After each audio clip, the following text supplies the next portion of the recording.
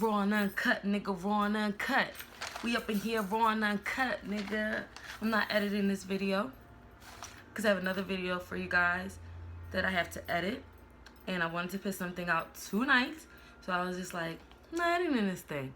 We're going to rock out. You're going to see me without the chop and screw, cut and paste, trim, and all that other shit. So I'm probably going to curse a lot. I'm probably going to say a lot. Probably going to lose my train of thought a lot. But you guys are going to rock with me, right? Right. Okay. So, as you can tell from the title, this is a story time about when I moved to Atlanta and it sucked. I moved to Atlanta for literally 6 months. That was not the plan. It's not the way it was supposed to go.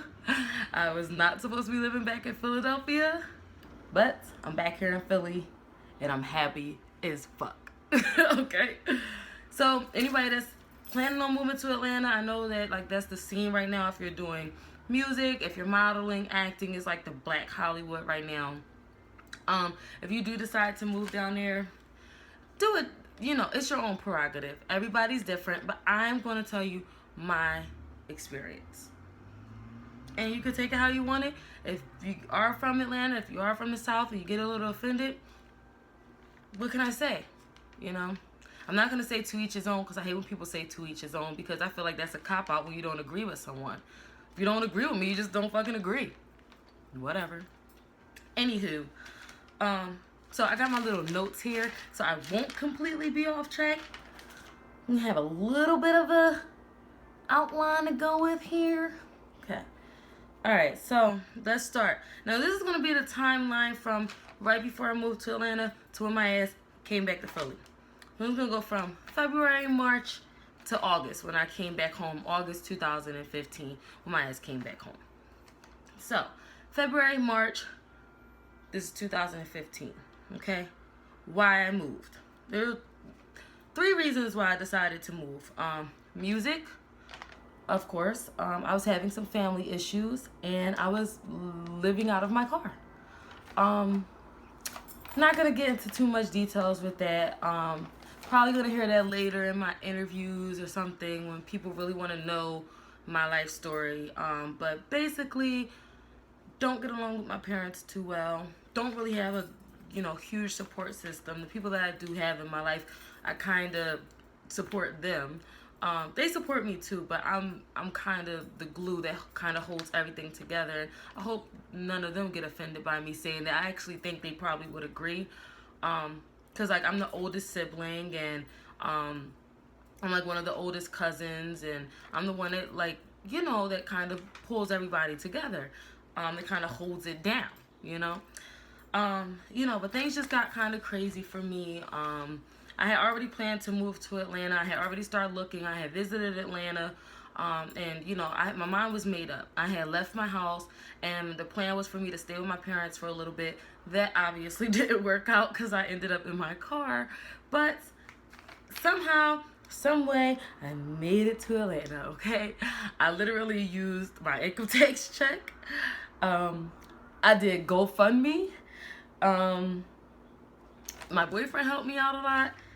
And I got my ass down there, okay? I got me a truck, I got me an apartment, and I left with my belongings that was in storage, and I packed up the truck, and I just went.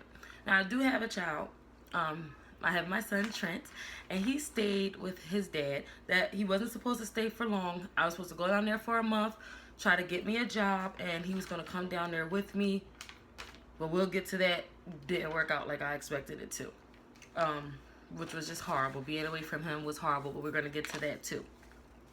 So, I had a little going away party. People helped me raise money that way. But all in all, after the moving expenses and the gas I used to drive all the way down there, when I dropped my boyfriend off at the airport to come back to Philly, he turned around and asked me, how much money do you have? I had $40. I was in Atlanta with $40, and you guys are going to call me stupid. I don't care. Early 20s, that's what you're supposed to do. I was stupid, and I just wanted to chase my dream. You know, Nicki Minaj did it. I thought I could drive my ass to Atlanta and run into Deb or run into somebody that was going to make me famous. Whatever, okay? I had $40, okay? $40 in a dream, okay? And I had an apartment. And I had a little bit of food in my apartment, and it was just me, so I wasn't too worried about it. I'm like, I'm educated. I have college education. I'm also a pharmacy technician. Finding a job, nothing. I got this. Like, what? No car. No family. No friends. Nobody. Me, $40 in an apartment, okay? So that's the scenario. Okay, so let's move to April. I moved down there April 1st. Okay, my first impressions like when you go anywhere. I was excited about the food. It was a new start. I was all excited and optimistic. I partied a lot. I was living very dangerously. I was getting in people's cars that I really didn't even know just to get around and make ends meet and to, you know, network or whatever I wanted to do. I was just hanging out with a lot of strangers. I partied a lot. I partied with celebrities. I went to all the great clubs that's down there. The Gold Room. I was in Gold Room all the time. All the other clubs, y'all know them all the Atlanta clubs. I was there. I'm not about to say their names in here because they're not paying me, but I was there. Okay, I even went to the Street Exec Studio, and that's 2 Chainz studio, and I was there, and I actually seen him, and I was hanging out with some guys there. I met Scooby, I think his name is Schooly. Oh my God, whatever, Schooly. I met him, and I met a few other guys, and we hung out, we got high, we was smoking, you know, chilling in Street Exec Studios. Did I get to record anything? No, but I had a little studio in my apartment, so I was able to record.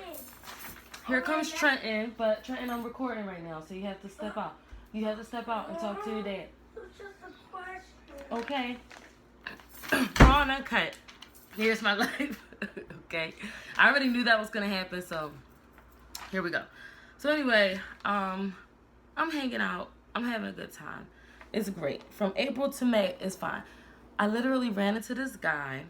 He's a Spanish guy. I don't know if I'm gonna say his name. I don't care. His name was Rico, and he told me, "Oh, I'm T.I.'s cousin." Blah blah blah. I didn't believe him. Only thing that made me believe him a little bit is that he took me out to this like really nice restaurant in this nice Benz. We went out together, and then when he dropped me off, he gave me $1,000, and that's how I paid my rent for May.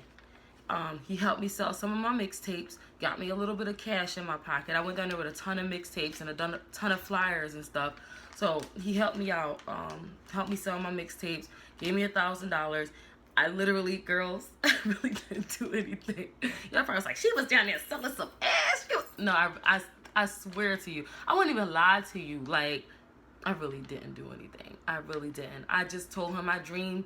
I was just really vulnerable and really sensitive. I let it all out, and he's still a good friend of mine, and he helped me out. And he said he just wanted to see me be successful, and he actually was a little upset when I decided to leave, but he helped me out a lot. Knew I had a boyfriend, all that stuff. Never got to anything. He was just really a good friend, seriously. All right, so that was May, having a great time. Woohoo, my rent is paid. That's how you start when you go to the A. I'm feeling myself. I'm in the A. I'm all on Instagram. I'm all like, yeah, I'm out here. Okay. Here comes June. Okay. Now my May rent was paid. My April rent was paid. My May rent was paid. Here comes June. Okay. I'm not going to go back and ask this guy for another $1,000 to pay my rent. But I have no money. I have no car. I have no family. I have no friends, and I don't even have a job yet because I've been partying so much. I haven't really been looking for a job. Okay, so when I do finally get a job, I think I started the job like June 20th. It was at CVS. Okay, now I'm used to working. I've worked at a lot of pharmaceutical like companies. I've worked in corporate. I've sat behind a desk most of my life. I've never worked retail pharmacy. So I'm like, whoa, like I'm literally working at fucking CVS. Like I'm literally ringing up yeast infection cream. This is not the move, okay? It's hot as shit in Atlanta. I have no car. My hours here suck. I'm used to working a 9 to 5, an 8 to 4. My hours suck. I'm working late night shifts, getting off at 11 o'clock,